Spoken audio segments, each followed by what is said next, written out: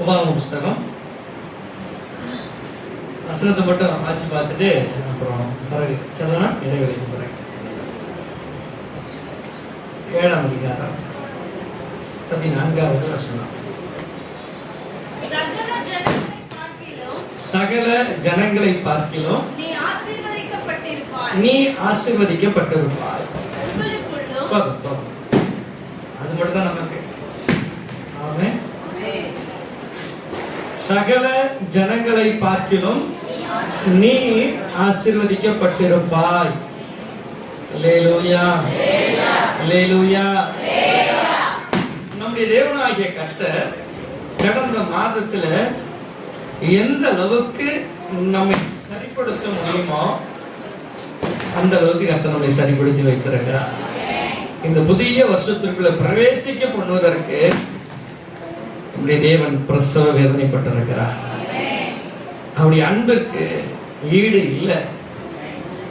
தேவனுடைய வார்த்தைகள் ஒவ்வொன்றும் அது ஆணித்தரமானது, அடையாளமானது, நம்மை சீர்படுத்தி நிலைநிறுத்த வல்லமையுள்ள வார்த்தையாய் இன்றைக்கு நமக்கு சொந்தமாக இருக்கிறது. எந்த சூழ்நிலையிலும் கிறிஸ்துவை விட்டு பின்வாங்குகிற எண்ணம் நம்மிடத்திலே ஒருவருக்கும் உண்டாயிருக்க வேண்டாம். தேவனுடைய ஜனமே,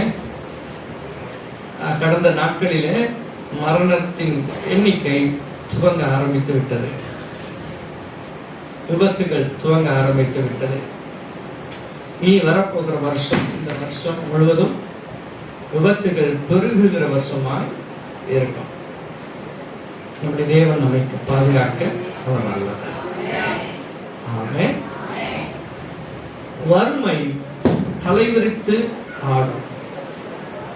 தேசத்திலே கொடுமை பெருகும். கர்த்தருடைய ஜனத்திற்கு பாதுகாப்பு இல்லை. இல்லாத சூழ்நிலை போல தோன்றும். உங்களுக்கோ கர்த்தர் துணை செய்கிறவராய் இருக்கிறார். உங்களுக்கு பாதுகாப்பு கொடுக்கிறவராய் கர்த்தர் இருக்கிறார்.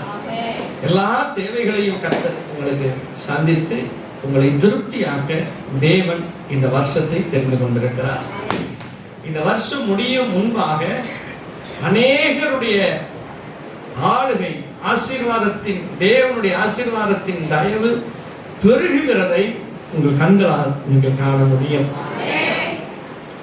என் ஆண்டவர் உயர்த்துகிற விதம் உலகத்தின் மத்தியிலும் சரி, கிறிஸ்துவுக்குள்ளான எல்லா விதமான ஆசீர்வாதத்திலும் நம்முடைய தேவன் உயர்த்த போதுமானவராக இருக்கிறார். இது எல்லாம் நம்முடைய வாழ்க்கையில நடக்கணும்னா எந்த சூழ்நிலையிலும் அவரை விட்டு நான் பின்வாங்க மாட்டேன் என்கிற வைராக்கியத்தோடு இந்த நாள் முதற்கொண்டு அவருக்காக வாழ்வேன்னு சொல்லி நம்ம வாழ்வை ஒப்பு கொடுத்தா போதும். ஆமென். நம்முடைய ரட்சகர் நம்மை நிலைநிறுத்த வல்லவர். அல்லேலூயா, அல்லேலூயா. ஏசப்பாவை